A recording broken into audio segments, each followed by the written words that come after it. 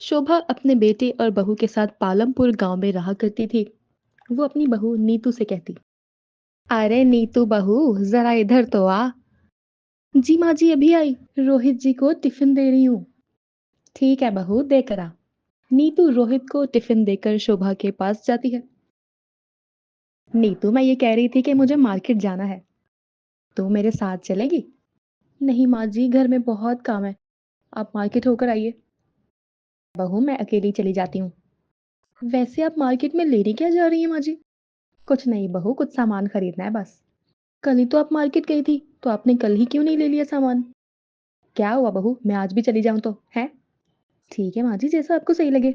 शोभा market चली जाती है। तभी उसकी पड़ोसन ज्योति मार्केट में टमाटर खरीद रही होती है। अरे ज्योति, तुम यहाँ क्या खरीद रही हो? कुछ नहीं शोभा बहन, घर में टमाटर खत्म हो चुके हैं, तो टमाटर लेने आई हूँ। तुम घर के लिए कम टमाटर क्यों खरीदती हो? अरे क्या बताऊं शोभा बहन, महंगाई इतनी बढ़ गई है, अब कम टमाटर ही खरीदने पड़ते हैं। ज्योति टमाटर वाले को टमाटर देते हुए कहती है, भैया एक और टमाटर दे दो। एक और टमाटर से क्या होता है ज्योति, हमारे जमाने में तो मैं 5 किलो टमाटर खरीदती थी। शोभा, तू सच में पहले के जमाने में 5 किलो टमाटर खरीदती थी? प्याज भी तुम उतना ही खरीदती होगी। अरे हाँ हाँ, बिल्कुल सही सुना। मैं तो 5 किलो टमाटर ही खरीदूंगी जैसे मैं पहले खरीदती थी। लेकिन मुझे इतने टमाटर की जरूरत नहीं है। महंगाई पहले ही बहुत बढ़ चुकी है।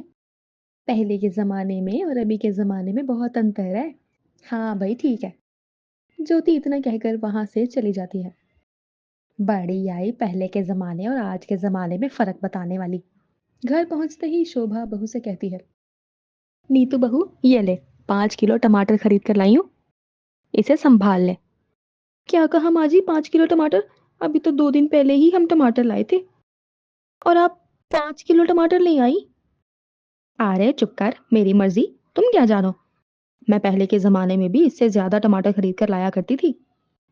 चाव से खाती थी। माँ जी, ये टमाटर तो सड़ जाएंगे, इतने टमाटर का क्या करूंगी? आपको सोच समझ कर टमाटर लेना चाहिए। तो अब तू मुझे समझाएगी कि क्या करना चाहिए और क्या नहीं करना चाहिए? ठीक है माँ जी, अब से मैं आपको कुछ नहीं बोलूंगी। ये माँ जी को समझाना बहुत मुश्किल है। सुबह होते ही नीतू सब काम करके सबके लिए नाश्ता तैयार कर लेती है। आज मैंने आलू के पराठे और टमाटर की चटनी बनाया है।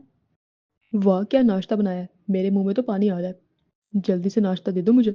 हाँ बहू, हमें भी नाश्ता दे दो, मुझे भी भूख लगी है। जी माँ जी, मैं अभी आप सबके लिए नाश्ता लगाती हूँ। नाश्ता करते ही शोभा की फिर से डायलॉग बाजी शुरू हो जाती है। ये क्या है नीति बहू, ये कैसा नाश्ता है? इसमें तो तेल ही नहीं दिख रहा। क्या पराठों पे तेल नहीं लगाया था तुमने? जी माँ जी, मैंने तो अच्छे से तेल लगाया है। आप खाकर तो देखिए। हाँ माँ, इसने पराठे तो बहुत अच्छे बनाए हैं। क्या बहू, ये कोई पराठा है? हमारे जमाने में ऐसे पराठे नहीं, बल्कि घी में डिबोए हुए पराठे बनाए जाते थे। अब जब भी बनाओ तो घी से बनाओ, ठीक है? ठीक है माँ जी, जैसे आपकी इच्छा। पर आज के जमाने में महंगाई थोड़ी ज्यादा है। नाश्ता करने के बाद रोहित ऑफिस चला जाता है। नीतू और शोभा दोनों अपने अपने काम कर रहे होते हैं। माँ जी, इधर आइए। क्या हुआ बहू, इतने जोर से क्यों चिल्ला रही है? मैंने कहा था ना माँ जी, इतने टमाटर नहीं लाने को। देखिए, सारे टमाटर सड़ चुके हैं। सड़ गए तो सड़ गए। तुम इन सड़े हुए टमाटर के लिए मुझे की सुना रही हो? नहीं माँ जी, मैं आपको सुना नहीं रही हूँ। अगर आप उस दिन इतने टमाटर नहीं लाती तो ऐसा नहीं होता। चुप कर, मैं कुछ भी लाऊं मेरी मर्जी। पर देखिए माँ जी, सारे टमाटर सड़ गए। अब इस टमाटर का कोई काम नहीं। अरे सड़ गए तो सड़ गए, क्या हो गया, मैं फिर ले आऊंगी दूसरे। नहीं माँ जी, कुछ भी लाना हो तो हिसाब से लाया कीजिए, ऐसे पैसे बचेंगे। तो अब मैं समझ गई, तुझे इस टमाटर की नहीं बल्कि पैसों की पड़ी है। माँ जी, आप मुझे गलत समझ रही हो। तू मुझे सिखाएगी क्या करना है क्या नहीं? तुम्हारे पैसे इस टमाटर में लगे हैं क्या? मेरे बेटे के पैसे लगे हैं, मैं कुछ भी करूं। पैसे चाहे जिसके भी लगे हों, पर हिसाब से खर्च करने चाहिए ना। दोनों में बहस हो रही थी कि अचानक उसकी पड़ोसन आ जाती है। अरे शोभा बहन, क्या हो रहा है? कमला बहन आओ, कैसे आना हुआ? सोचा आपसे मिल लूं। अरे कमला, घर में सब कैसे हैं? इतने में ही नीतू सबके लिए चाय और नाश्ता लेकर आती है। ये क्या बहू, समोसे और सिर्फ चाय? ये भी कोई नाश्ता होता है क्या? हाँ शोभा बहन, तो नाश्ते में तो यही सब कुछ होता है। क्या कमला बहन, हमारे ज़माने में तो काजू किशमिश से बनी खीर, सिवैयाँ होती थी। अब भी मैं ऐसा ही नाश्ता खाती हूँ। अरे शोभा बहन, ऐसी बात है तो खिला ही दो। अरे हाँ, हाँ, क्यों नहीं। बेटा समर, आज ऑफिस से जल्दी आने की कोशिश करना। आज तेरी और बहू की शादी की सालगिरह है ना? अरे माँ, सालगिरह हमारी है, उसमें आप इतना खुश क्यों हो रही हो? मैं खुश क्यों नहीं होंगी? तू मेरा इकलौता बेटा है। तेरी शादी की सालगिरह पर तो मेरा खुश होना तो बनता ही है। शाम को तुझे इसलिए जल्दी आने के लिए कह रही हूँ ताकि हम लोग मंदिर जाकर भगवान से प्रार्थना करें कि तुम दोनों का रिश्ता हमेशा ऐसे ही बना रहे। अरे मम्मी, इतने साल हो गए मेरी शादी को, हर बार सिर्फ आपका यही प्लान होता है, मंदिर जाकर भगवान का आशीर्वाद ले लो। आजकल नया जमाना है, लोग अपनी एनिवर्सरी पर डिनर करने जाते हैं, दोस्तों के साथ पार्टी करते हैं, और हम आपके साथ हर साल एनिवर्सरी पर सिर्फ मंदिर जाते हैं। आज ना मेरा मंदिर जाने का बिल्कुल मन नहीं है। मैं ईशा के साथ आज रात को डिनर पर जा रहा हूँ। प्लीज माँ, आज एनिवर्सरी है और हमारी थोड़ी प्राइवेसी का ख्याल रखिए। इस बार तो अकेला ही जाऊंगा मैं। बेटे की बात सुनकर पूजा को बहुत बुरा लगता है। वो अपनी आंखों में आंसू छुपाए अपने कमरे में चली जाती है। कमरे में जाकर आजकल के बच्चों को जरा भी लिहाज नहीं कि माता पिता के साथ कैसा व्यवहार रखना है। अगर मैं हर बार इन्हें एनिवर्सरी पर मंदिर लेकर जाती हूँ तो इनके भले के लिए ही लेकर जाती हूँ। मैंने तो हमेशा इनके बारे में अच्छा ही सोचा है। कुछ देर बाद पूजा ने खुद को सामान्य किया और बहू के पास जा पहुंची। ईशा बहू, आज तेरी एनिवर्सरी है ना, इसलिए आज तेरे लिए साड़ी लेकर आई हूँ। पूरे मार्केट में बस यही साड़ी थी जो मुझे एक नजर में भा गई थी। समर कहकर गया है, शाम को तुझे डिनर पर ले जाएगा। ऐसा करना बेटा, यही साड़ी पहनकर जाना। मम्मी जी, अगर आपको साड़ी इतनी पसंद आई थी तो आपको अपने लिए खरीदनी चाहिए थी। अपनी एनिवर्सरी पर मैं बाहर क्या पहनकर जाऊंगी, ये तो मैं ही डिसाइड करूंगी ना। आप बाजार जाकर ना अपने लिए कपड़े खरीदा करो।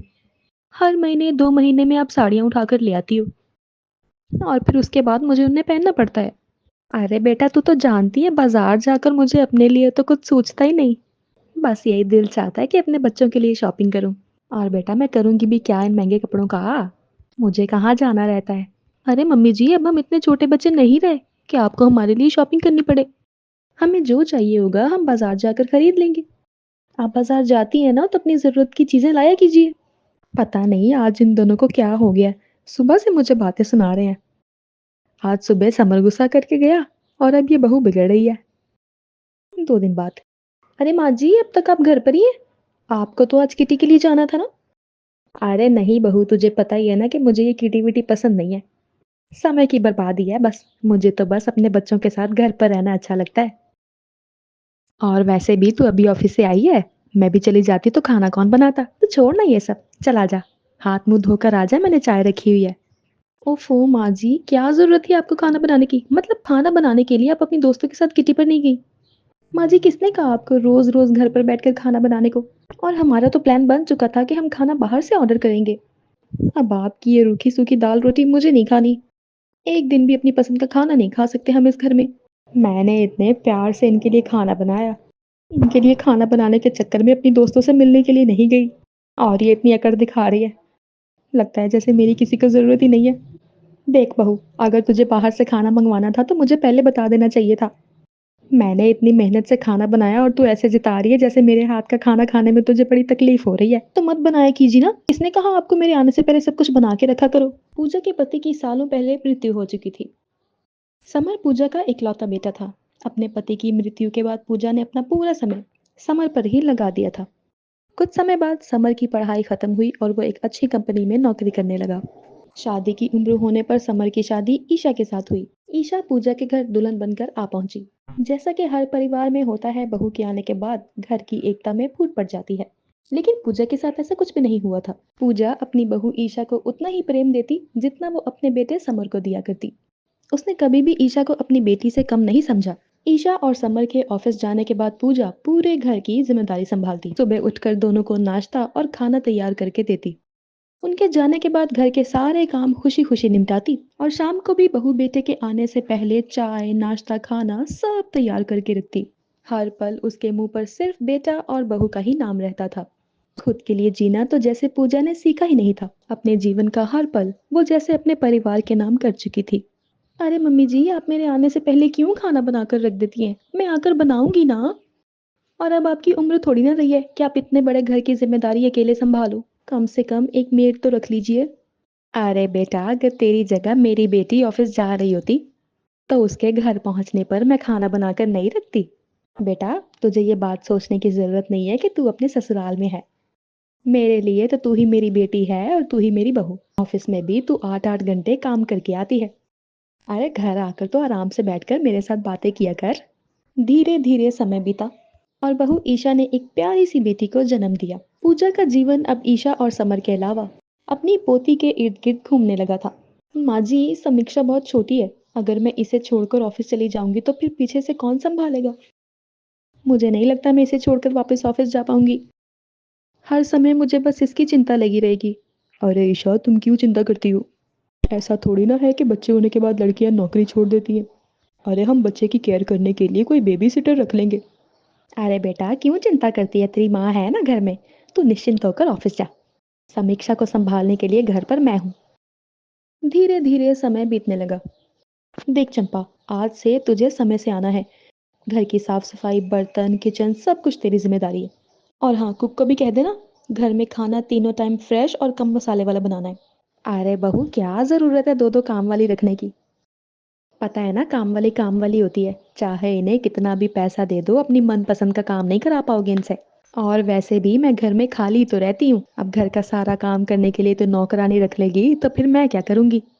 अरे माँ जी, अब घर में खाली रहती है तो अपने खालीपन का कुछ इलाज करिए ना। अपनी सहेलियों से मिलिए, भजन कीर्तन करिए, सत्संग में जाइए। इतना ही नहीं, जिम करना शुरू कर दीजिए। अब ये तो कोई बात नहीं हुई कि आप खाली हैं तो घर में बैठकर झाड़ू पोछा करेंगी। और देखिए माँ जी, मेरा घर है, मुझे अपने तरीके से संभालने दीजिए। बहुत हो गया। बहुत संभाल लिया आपने, अब मेरी बारी है। तो आप घर से रिटायरमेंट ले लीजिए बस। बहू ईशा ने घर के काम करने के लिए 2 नौकरानियां रख ली। इतना ही नहीं, बच्चे की देखभाल के लिए भी घर पे आया आने लगी थी। समर और ईशा तो अपनी ही दुनिया में मगन हो गए हैं और आकर अपने अपने कमरे में बैठ जाते हैं। लगता है मैं उन्हें घर में दिखाई देना ही बंद हो गई हूँ। ना कोई मुझसे ढंग से बात करता है, ना हाल चाल पूछता है। जिन बच्चों के लिए मैंने अपना पूरा जीवन लगा दिया, अपनी हम उम्र सहेलियों के साथ समय नहीं बिताया, आज उन्हीं बच्चों के लिए मेरा उनके साथ हंसना, बोलना, उनके लिए चिंता करना दखल अंदाजी लगने लगा है। घर की शांति बर्बाद ना हो इसलिए पूजा अपने बेटे और बहू से उनके बर्ताव के बारे में कुछ नहीं कहती और अब वो खुद को बिजी रखने के तरीकों के बारे में सोचने लगती है। सबसे पहले उसने पार्क जाकर अपनी हम उम्र लोगों के साथ दोस्ती बनाने का सोचा, इसलिए अब वो करीब के पार्क में जाकर बैठने लगी थी। अरे भाई, आज तुम यहाँ पार्क में कैसे नजर आ गई? क्या बात है, आज काम जल्दी खत्म हो गया क्या? अरे नहीं नहीं, ऐसी बात नहीं है। वो क्या है ना, बहू ने घर के कामों के लिए फुल टाइम मेड लगा ली है। अब घर में तो कुछ काम रहता नहीं, कितनी देर बंदा टीवी में दिमाग खपाए। तो मैंने सोचा चलो पार्क या मंदिर ही हो आती हूँ। अरे बहन जी, बहुत अच्छा किया आपने। देखिए, हमने तो अपनी सारी जिंदगी घर गृहस्थी चलाने और बच्चों को काबिल बनाने में लगा दी। अब जब बच्चे काबिल बन गए हैं, अपनी घर गृहस्थी संभालने लायक हो गए हैं, तो क्यों ना कुछ दिन हम लोग अपनी जिंदगी अपने तरीके से जी लें। हम्म? और सही बताऊं तो जो मजा इस उम्र में है ना, वो तो कभी जवानी में भी नहीं था। अब आप ही सोचिए, इस उम्र में हमें ना तो बच्चों को टिफिन बना कर देने की चिंता, ना पति के ऑफिस से आकर उनके नखरे झेलने की। अरे आजाद पंछी हैं हम लोग, जब मन किया मंदिर में भजन कर लेंगे, जब मन किया चल दिए चोला उठाकर सहेलियों से मिलने। अरे अपनी मस्ती में जी रहे हैं हम तो। असली मजा तो इस रिटायरमेंट के बाद वाली जिंदगी में ही है। क्यों, क्या कहती हैं आप? हाँ जी हाँ जी, ठीक कहा आपने। वैसे मैं भी अब तक घर गृहस्थी चला रही थी, लेकिन अब लगता है आपकी बात भी गलत नहीं है। जीवन भर बच्चों के मुंह में बंद कर कभी हमने अपना काम किया ही नहीं। ना किसी से दोस्ती की, ना कभी घूमे फिरे। बस काम करते करते ही इतनी उम्र बिता दी। कभी ख्याल ही नहीं आया कि अपने बारे में भी सोचना चाहिए। लेकिन अब मुझे एहसास हो रहा है कि हम बुजुर्ग अपने बच्चों, नाती पोतों से कितना ही प्यार कर लें, लेकिन एक समय के बाद ना हमारा प्रेम भी उनके लिए बेड़ी बन जाता है। आज के समय में बच्चे आज़ाद होकर जीना चाहते हैं, हमारा प्रेम उन्हें बंधन की तरह लगता है। अगर परिवार की सुख शांति चाहिए ना, तो इन बेड़ियों को खोल देने में ही बेहतरी है। आपकी बातों से मैं सहमत हूँ बहन जी। आपसे मैं भी ना आप लोगों के साथ समय बिताऊंगी। आपसे बातें करके आज मुझे बहुत अच्छा लगा है।